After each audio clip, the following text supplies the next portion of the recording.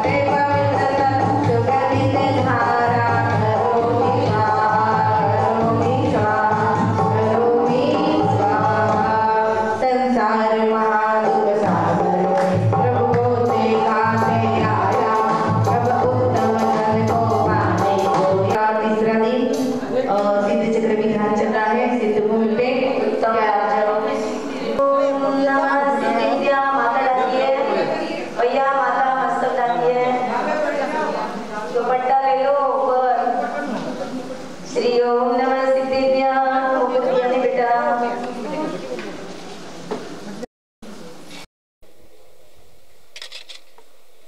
क्या बोले? आप एक पेन लो, आप एक पेन लो। थाली में मत रखो, थाली मत रखो।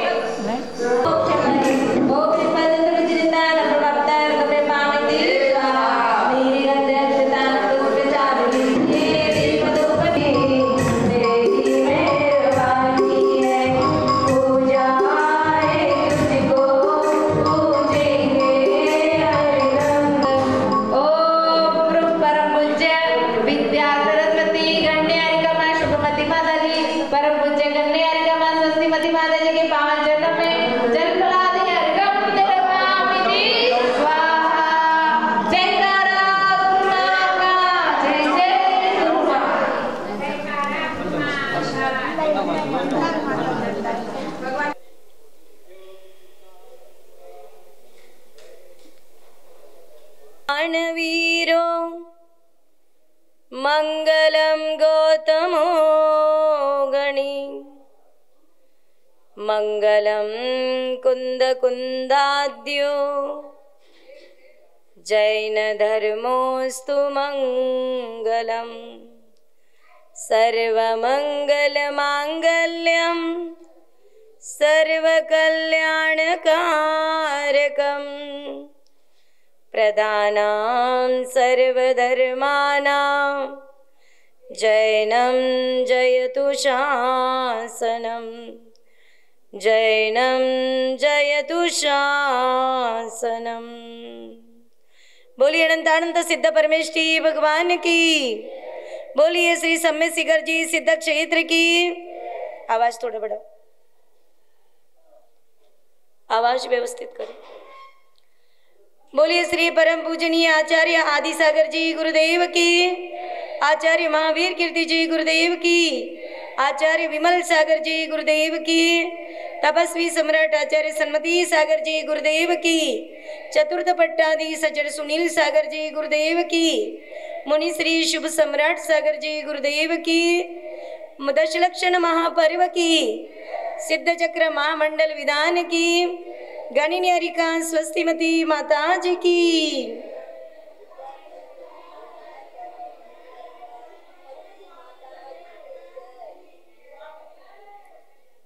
मानुभाव, आज दशलक्षण महापर्व का तीसरा दिन, उत्तम आर्य हो और आचार्य पूज्यपाद स्वामी 5वीं शताब्दी के एंडिंग में जिनका काल बताया जाता है, समय बताया जाता है, आचार्य पूज्यपाद स्वामी वो अकाट्य सिद्धांतवादी थे और उन्होंने सर्वार्थ सिद्धि नामक ग्रंथ में उत्तम आर्यों के लिए बहुत बड़ा सूत्र दे दिया कि रुजोर भवः आर्जवः, रुजोर भवः आर्जवः। आचार्य भगवान कहते हैं कि रुजुता का मतलब है सरलता। व्यक्ति जितना सरल रहेगा,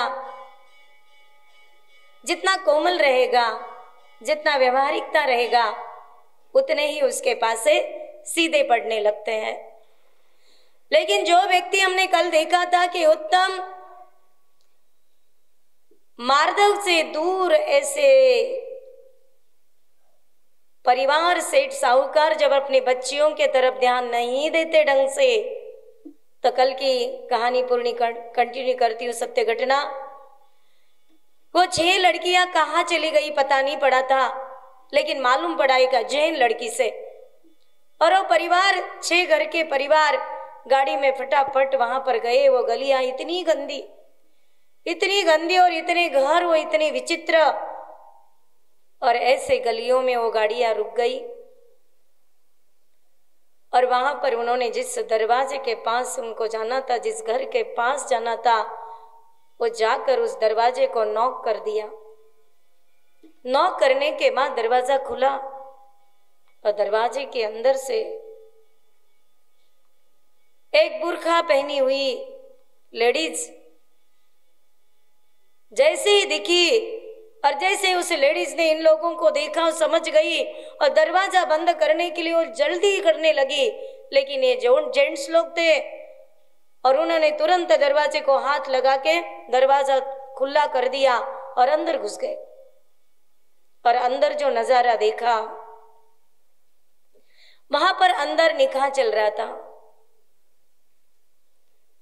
बुर्का पहनी हुई वो लड़की, वह पूरा अरेंजमेंट चल रहा था। बाकी की लड़की ये 5 साइड में खड़ी थी।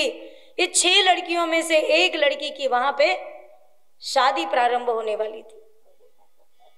बताओ, नजारा देखते ही 5 लड़की के तो माँ बाप शांत पाए कि अपने लड़की का तो कबाड़ा नहीं हुआ, लेकिन जो लड़की नहीं दिख रही वही तो होगी वहां पर। वहां पे जैसे ही लोग, उनके भी लोग थे, उन्होंने कहा कि क्या ऐसे थोड़ी करते, उदम थोड़ी करते, कौन हो आप? तो बाकी लड़कियों को पूछा गया वो लड़की कहाँ है? तो उन्होंने कहा कि नहीं नहीं ऐसे वैसे। जैसे उसका उठा लिया तो मालूम पड़ा ये लड़की वही है।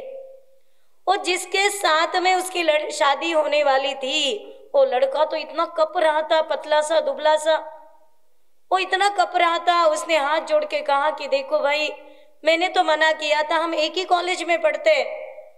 आज जैसे ये हमारे वेकेशन का समय था, उस समय पे लड़की को मैंने कहा था कि तुम मिलने नहीं आना, लेकिन ये लड़की कही थी कि तुम मेरे को 15 दिन के पहले नहीं मिला तो मैं तेरे घर आ जाऊंगी। और इन लोगों ने आए और सब सामान भी लेकर आए थे। जबरदस्ती करके उन्होंने कहा कि तू मेरे साथ शादी नहीं करेगा तो मैं ये करेंगे वो करेंगे। थोड़ी थोड़ी उसकी झूठी कहानी थी, कुछ कुछ सही भी थी, लेकिन आंख देखा ना ताव देखा। अपने दिगंबर जैन संप्रदाय के लोग, ऐसा नहीं समझना कि हमारी पहुंच वहां ऊपर तक नहीं होती है। देखा जाए तो अपनी पहुंच भी ऊपर होना चाहिए। और उनमें से एक परिवार की पहुंच बहुत ऊपर थी। उसने के एक रिंग लगा दी, एक कॉल कर दिया, अब पुलिस दरवाजे पे आ गई। अब प्रश्न था कि लड़की ये साइड से बोलती कि वो साइड से बोलती है। लड़के के साइड से बोलती है तो खत्म हुआ मामला, और लड़की जबरदस्ती उठाया बोलेगी तो पुलिस इसको पकड़ के ले जाएगी। पहुंच बहुत ऊंची थी, लेकिन जिस माँ बाप ने अपनी बच्ची को पाल पोस कर बड़ा कर दिया था, लेकिन संस्कार से खाली रखा था, जब पुलिस ने पूछ लिया कि तू जबरदस्ती आई है कि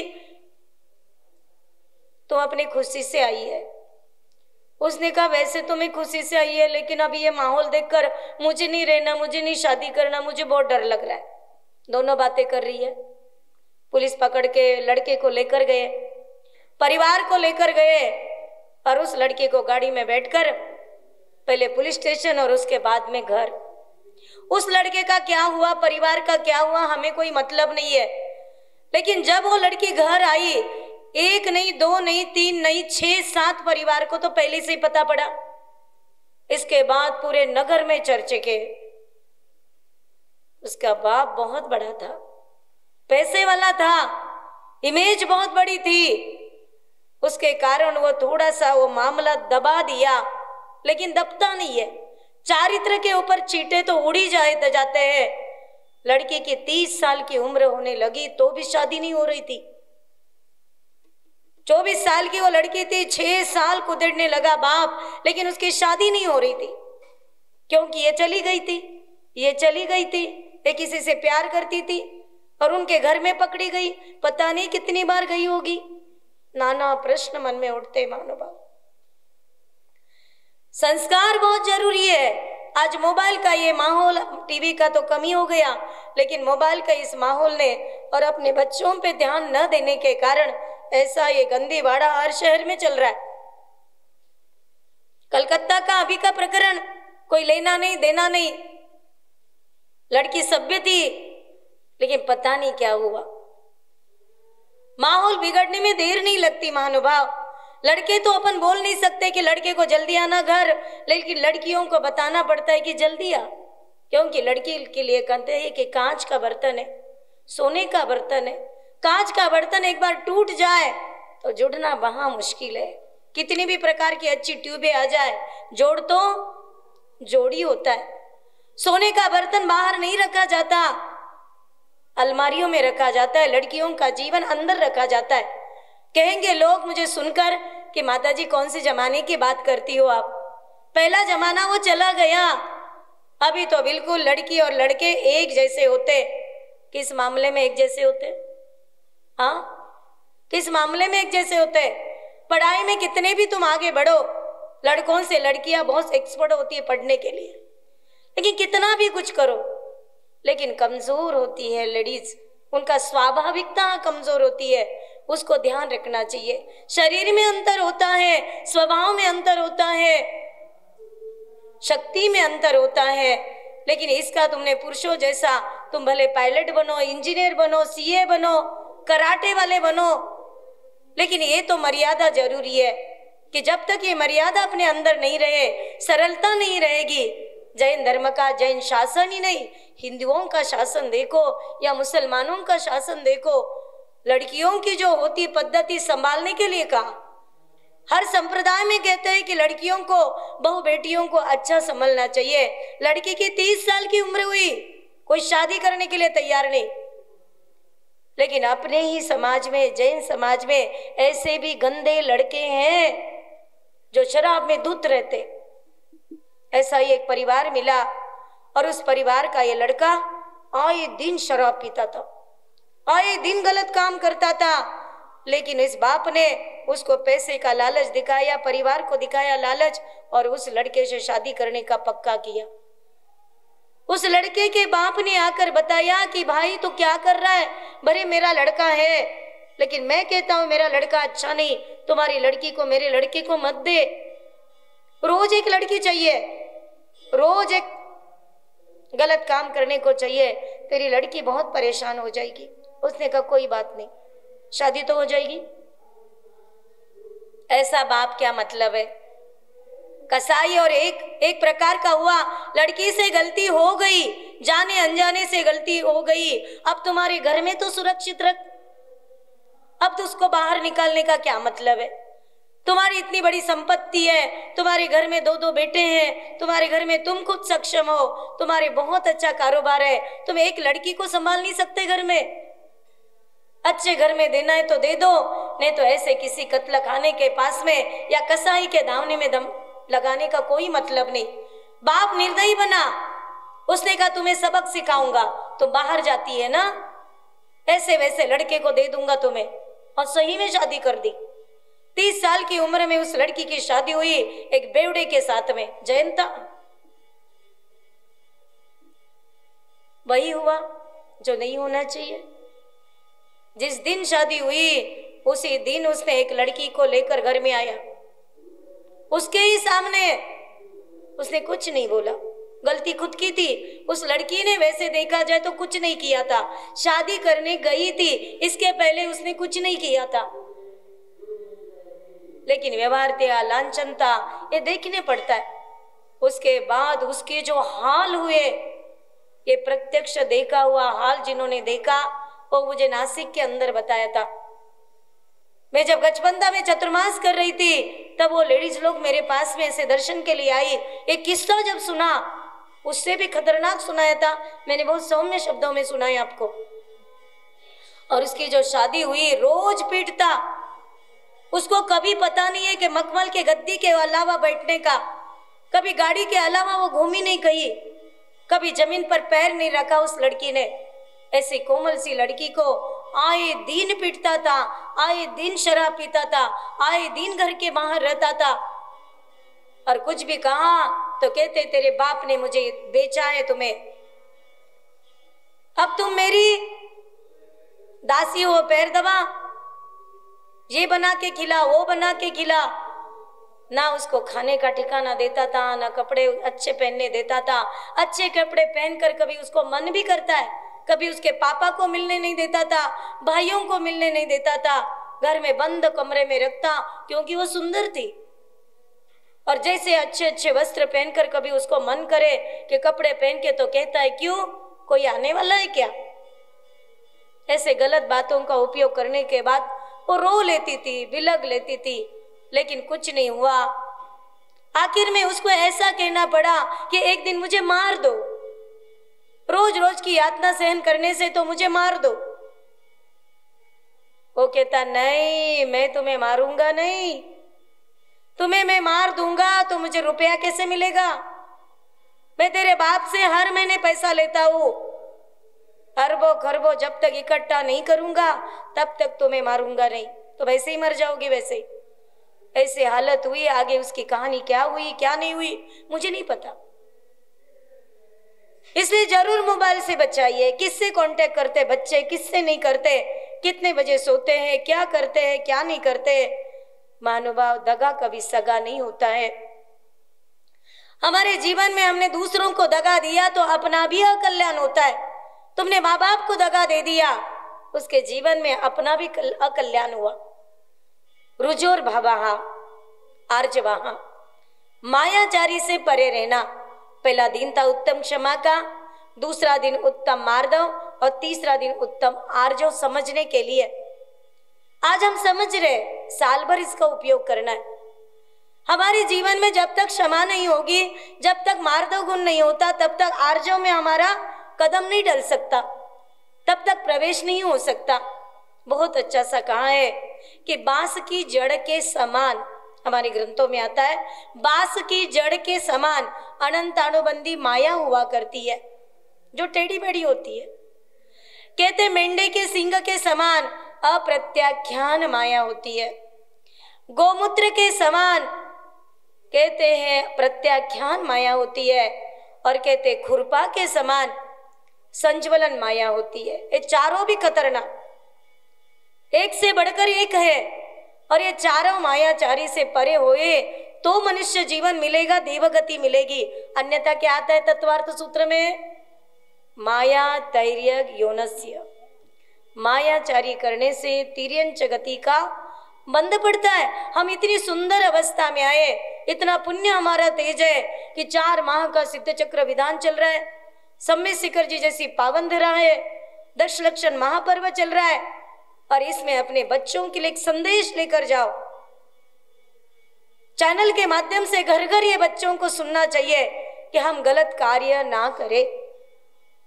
संसार में बहुत दुखी लोग होते, बहुत विचित्र लोग होते संसार में। एक बार क्या हो गया, एक रिटायर मैजिस्ट्रेट था, मिलिट्री मैन था, रिटायर हो गया तो घर आया तो उसको चैन नहीं पड़े।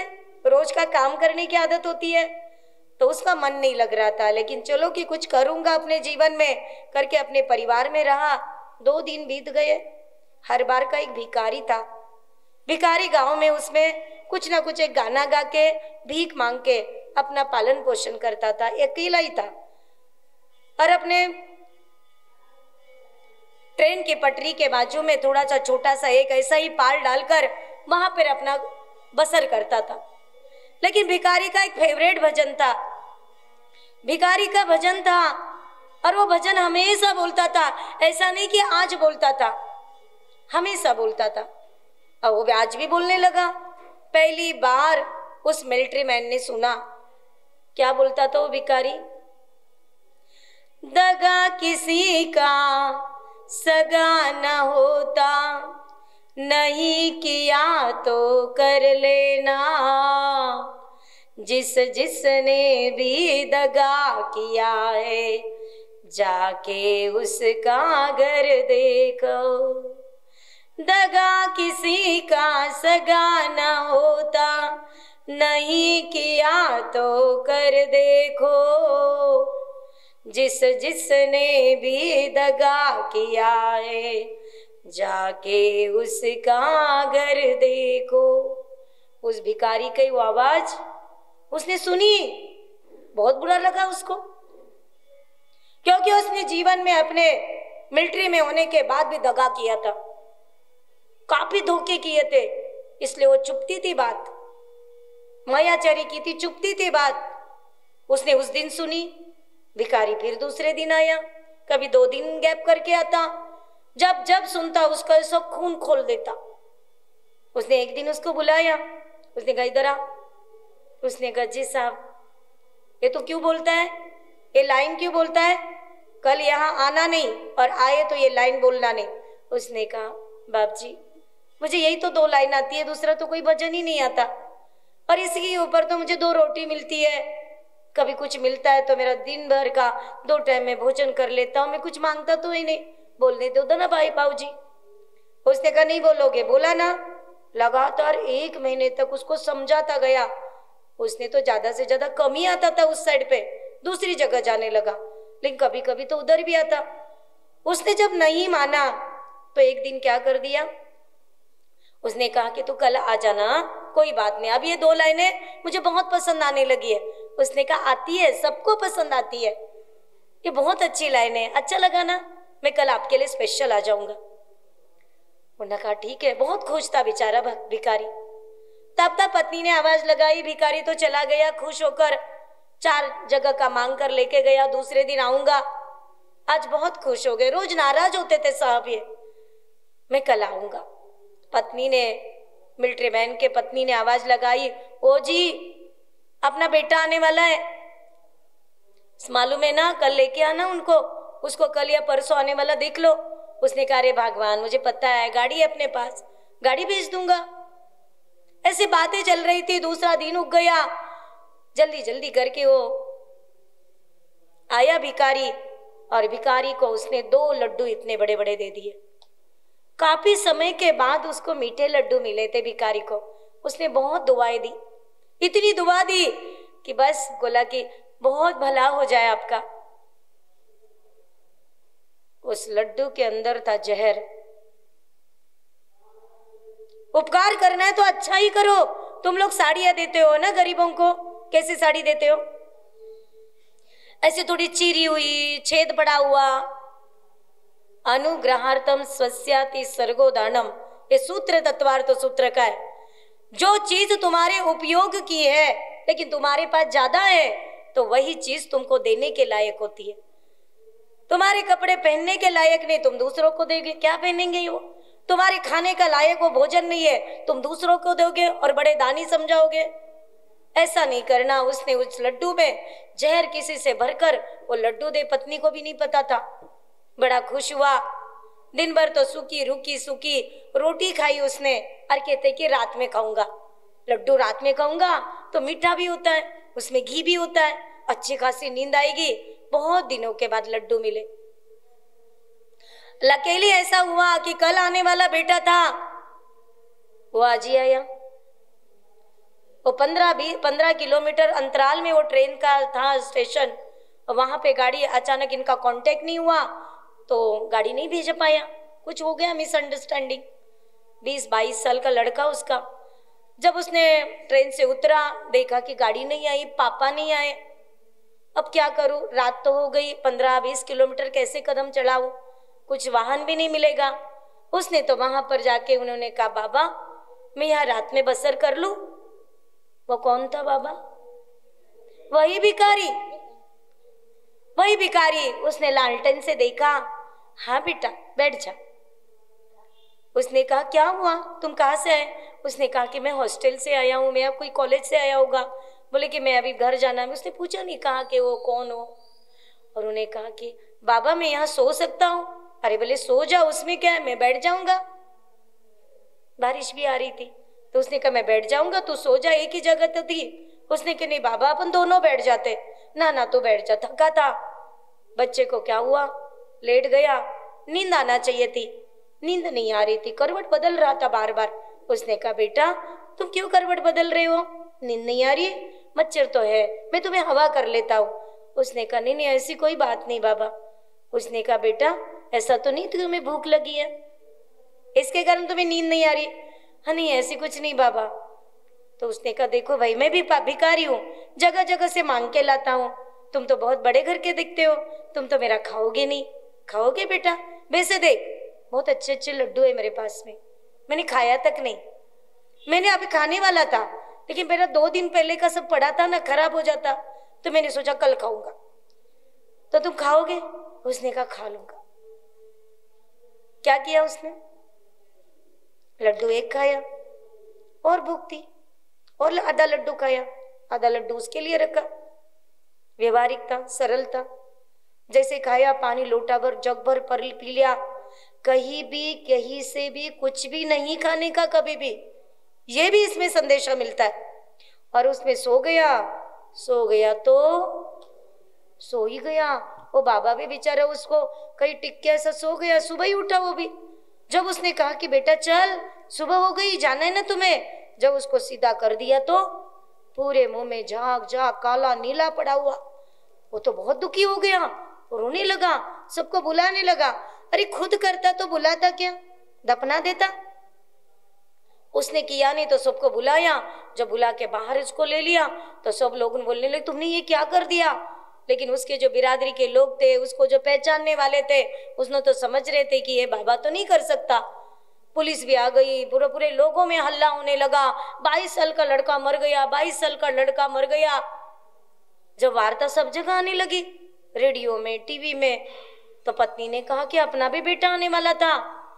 अरे वो तो कल आने वाला है, तो आज ही है ना, कल नहीं आए तो आ जाएगा ना, ऐसा तो नहीं। अरे बोले कुछ भी कहती है, चलो मैं देख के तो आता हूं। जब वो मिलिट्री मैन आया, भीड़ थी यूं, उस भीड़ को चीर कर, अरे हटो हटो हटो, कौन मर गया समझ में नहीं आता। कैसे मरते ये लोग, ऐसे होते गंदी नाली के कीड़े। मुझ जबान में ऐसी होती है हमारी जहरीली जबान कि दूसरों के लिए तो बहुत कुछ, अपने लिए तो बहुत मीठा। जब वहां पे सब भीड़ को चीर कर देखा तो कौन था वो, खुद का ही बेटा था। खुद ही जहर दिए और खुद का ही बेटा मरा। वो जब दृश्य देखा तो रोने लगा, धोने लगा, किसने किया, क्या हुआ।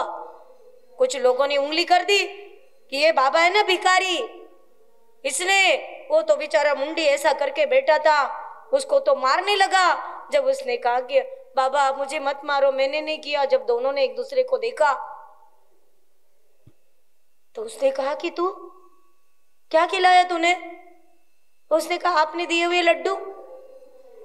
अब क्या बोलता, हे भगवान मैंने क्या कर दिया।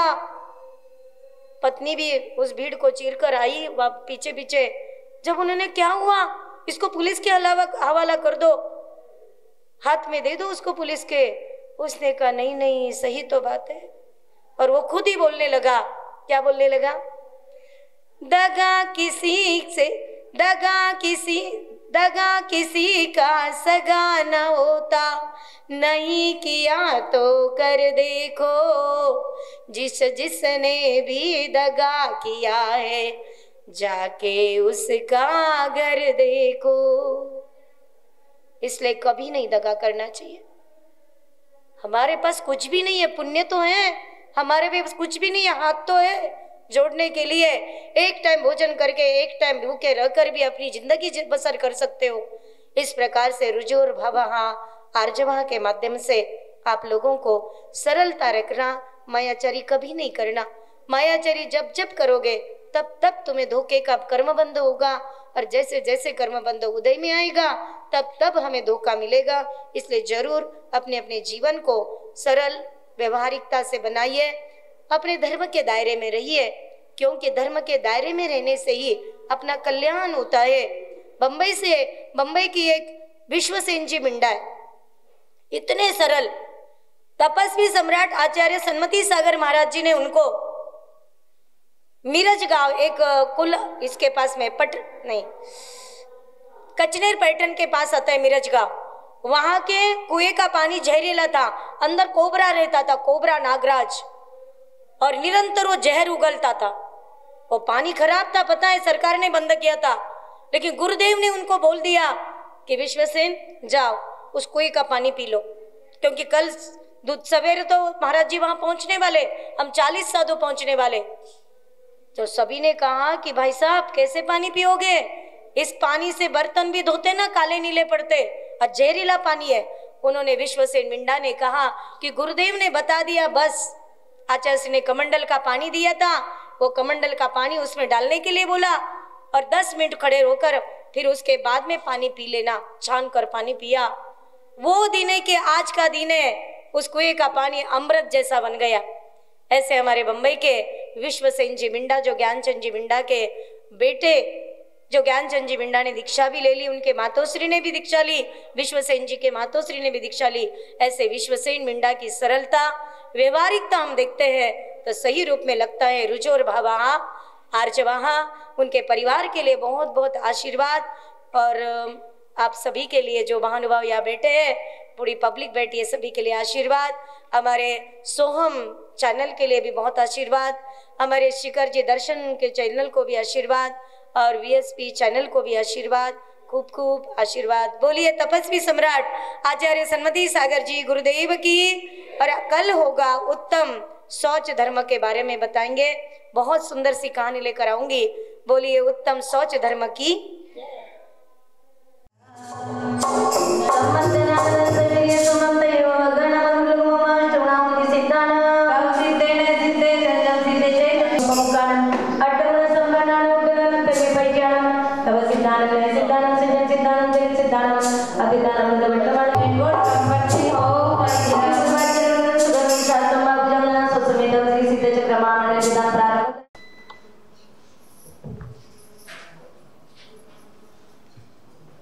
सम्मेदाचल भूमि सिद्ध चक्र भगवान सिद्ध चक्र सीता सीता शंभय मंगलाचार चरणमय ध्यान तमका उद्धार तमका कल्याण विवाह पर आदर्शान कर पलड़िया ज्ञान शिक्षा पाप कर्म नस्य जाय निंदन कर आत्मनिंदा कर आलोचन विधि सिद्ध चक्र अष्टदल से पूजन करेंगे।